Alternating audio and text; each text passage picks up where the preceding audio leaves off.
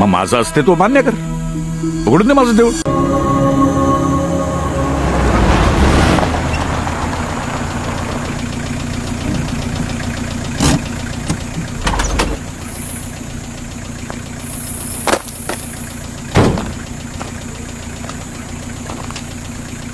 वल्लभ शेठने तुमच्यासाठी ही चिठ्ठी दिली आहे.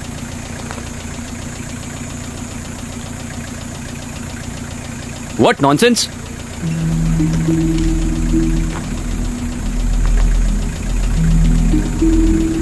अरे हो लागेल. काय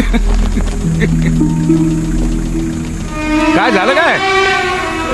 माझी गाडी घेऊन कुरोपूरला गेला हा. त्याचे वडील कुरोपूरच्या मंदिरात पुजारी आहेत. आई आजारी आहे म्हणून तिथेच येऊन चावी घ्या म्हणतोय. मला जगात कोणाला तरी आपल्या आईची काळजी आहे. घ्या जाजचं स्टेअरिंग हातात आणि चला कुरवपूर. येस, तुझी परिक्रमा होणार. मला माहिती आहे सगळं तुम्ही करताय. असं मग माझं अस्तित्व मान्य कर, उघडून दे माझं देऊळ. अरे केवढं ओरतो, दचकलो ना मी.